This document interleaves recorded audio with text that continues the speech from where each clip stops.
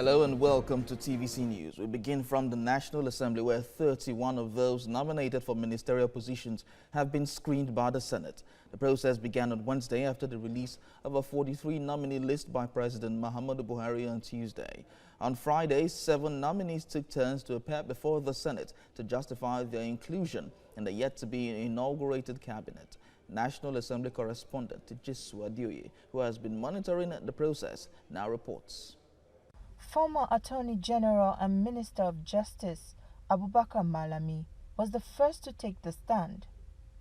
The senior advocate of Nigeria was grilled on how he served in the first term of this administration.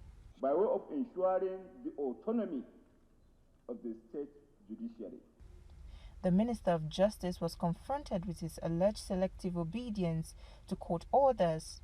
His response was that his duties to protect the overall rights of citizens is superior to the liberty of any individual. Hadi Sirika, another nominee at the verge of a return, was responsible for aviation. He is from Katsina State. Speak for the Senate and then the Senate leader. While speaking before taking a bow as a former senator, he told the senators to work towards reviewing the Public Procurement Act, which he says slows down activities of government. The representative of Edo State, Osage, took the stand. He was the former Minister of State for Health. Sector, which is between the primary and the secondary and the tertiary health care. He told the Senate that the National Health Insurance Scheme is still work in progress. He canvassed for the establishment of primary health care center in every political ward. The nominee also enjoyed the controversial take a bow and go. Renowned human rights lawyer Festus Keyamo was next. With his usual energy and zeal, he spoke about what he considered could be the priority in reforming the judiciary.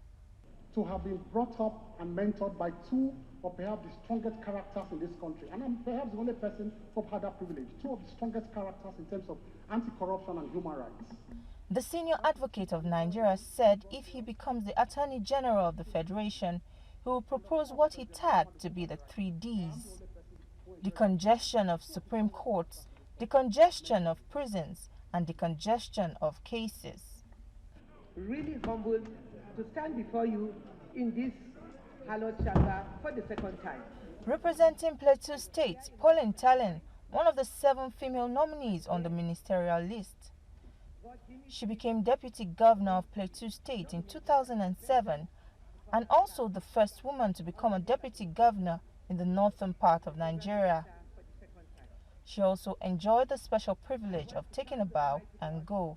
For the large number of supporters that have accompanied me, I have both the state and federal, all the federal legislators, members of the House of Reps are all here to support me.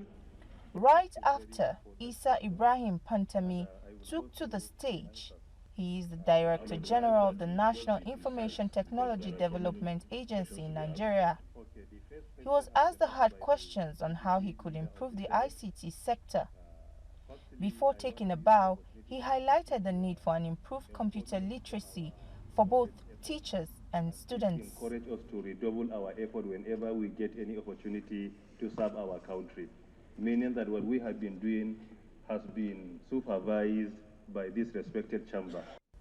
The baton was then passed on to Muhammadu Maigari, representing Sokoto State, the last nominee to be screened for the day.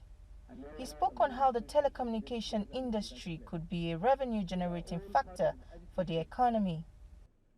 That Nigerians are always having, even though I wanted to disagree with the fact that we are not here for these issues relating to constitutional review, constitutional amendment. This chamber... The Senate finally called it a day and adjourned their sitting to the 29th of July, when the 12 remaining nominees will be screened. Tijisu Adioye, TVC News, Abuja.